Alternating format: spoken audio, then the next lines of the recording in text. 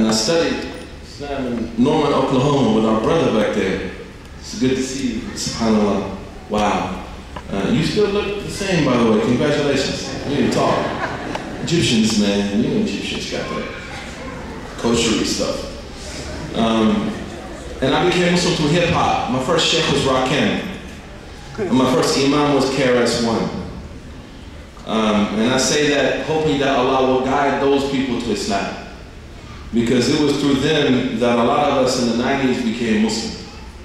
You know, and that was really, and then I had some acquaintances. I was a DJ, hip-hop DJ. I had a few MCs that used to work with me who were Muslim. And they would tell me about Islam.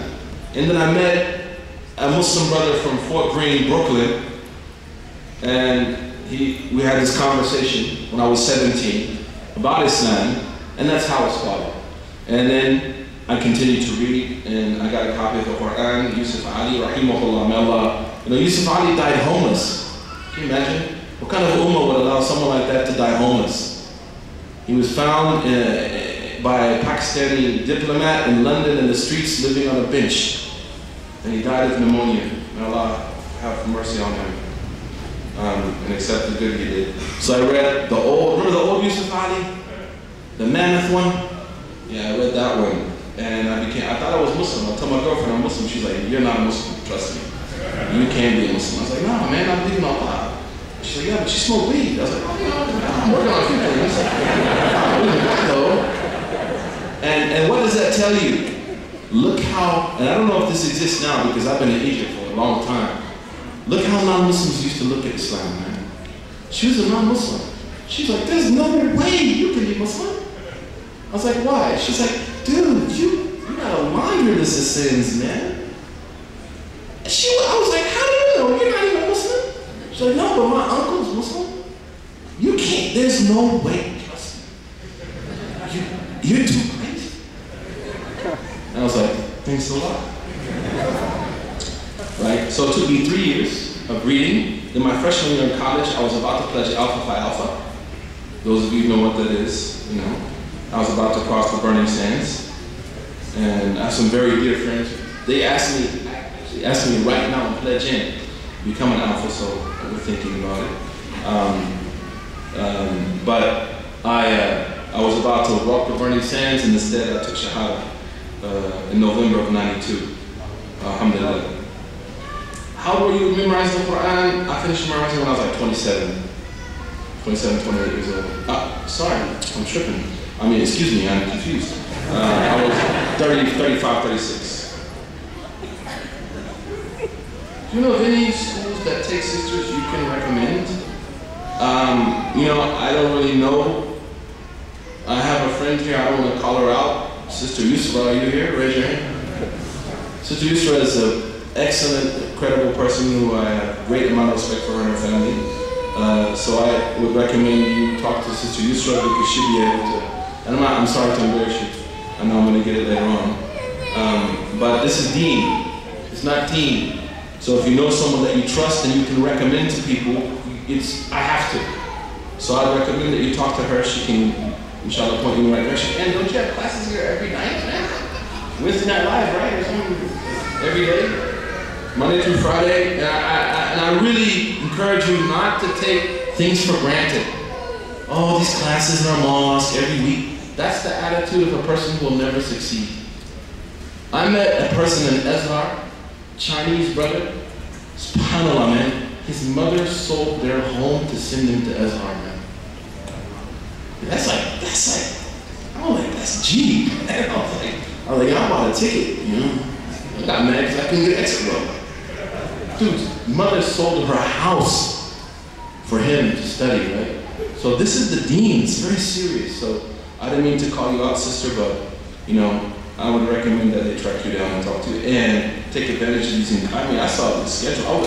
When I became Muslim, there was nothing in '92. Those who were Muslims a long time ago, remember, outside of Imam Wadi Muhammad rahimahullah ta'ala and a few people, you had Jamal Badawi, you had very little access to any English material.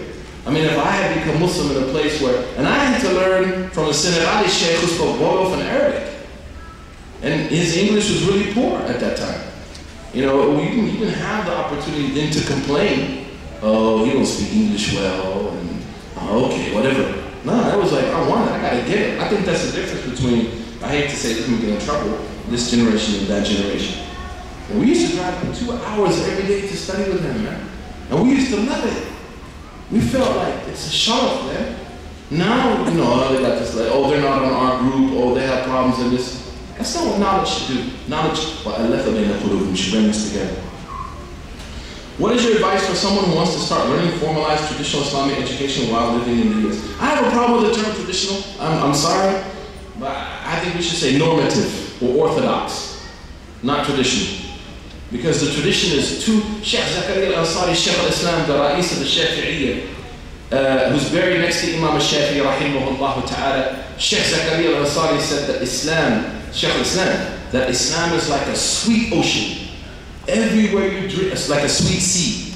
Everywhere you drink from, it's good for you. It brings benefit to you, right? So I have a problem when we try to take the word traditional, which is foreign anyways to us. This is something that was concocted by the people who were anti-modernists 150 years ago, 120 years ago, Schwann and other people, right? We have the term Ahl Sunnah, orthodox, right? And I know that term gets people in trouble. I'm using it in the most liberal, of course, you know, stewardesque fashion I can. But when someone takes a universal like Islam and shrinks it into a part of it, and they say, this is tradition, that implies that everything else is not rooted in the tradition. You create this problem, right? You can just say Islam. I want to study Islam. I want to study the deen. Ahl Sunnah. Ahl Sunnah is Ahl, all the people of the Sunnah wal Jama'ah, without Jama'ah, sorry, Ahl Sunnah. How should I go about doing this in USA? Number one, you should follow the method of the Salaf. And the method of the Salaf was to study with local scholars first. I mean, I was in Egypt and I would flip out when a guy would show up to Azhar who spoke no Arabic. Azhar doesn't teach any other language, they just speak in Arabic and they speak in Egyptian, alhamdulillah. And he came and he's like, I'm here to learn Tajweed. What the heck, man? You came to Cairo to learn Tajweed? Watch YouTube, man. Go to the Sheikh in the mosque. Right? Well, I want to come here and study with the greatest, you know, Abdul Hakim Abdul Latif, the Imam of Azhar, Imam al-Qurra. I was like, dude, excuse me, sir, he's not going to have time for you, bro. He's not going to teach you Yassar al-Quran, man. He's going to teach you Matan al-Shatibiyya. You don't come to the major ulama of the world to study like at-bat-tat. And I'm not saying at-bat-tat is not important, but I'm saying they just don't have time. Abdul Basit Haji, who I read with once, is a blind sheikh in Egypt, one of the highest senate in Quran. So I was reading to him, and his house is like a bus stop, man.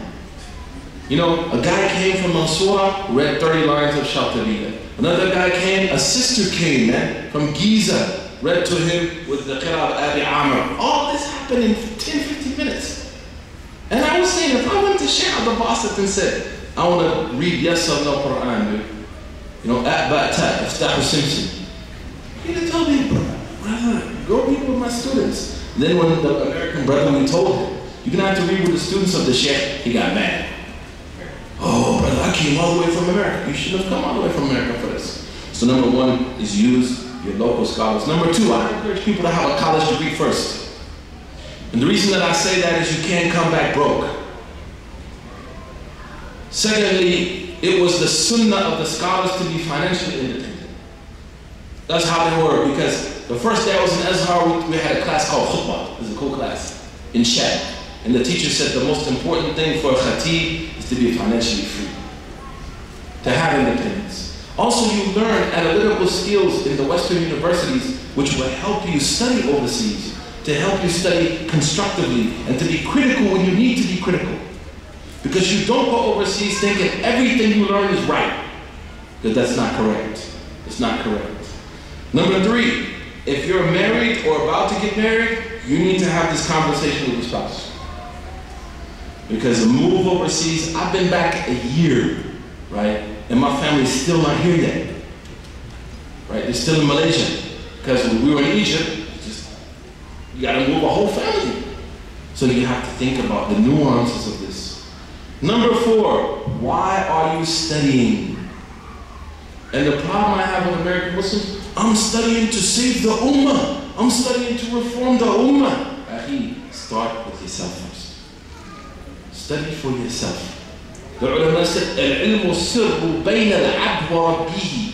That knowledge is a secret between Allah and His servants. So I would encourage you to take care to study with the local scholars as much as you can. Can we practically study a madhab here? You can practically study a madhab here, but you cannot practically apply a madhab in America. You can apply it in acts of worship, but you're not going to pay zakat as a Maliki in America.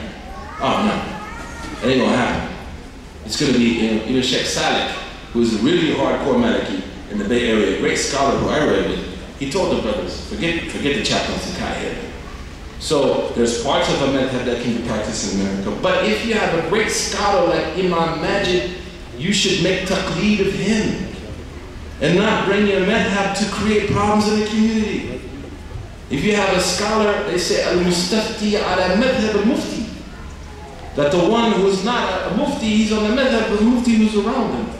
So that's called al-afi. How much time do we have?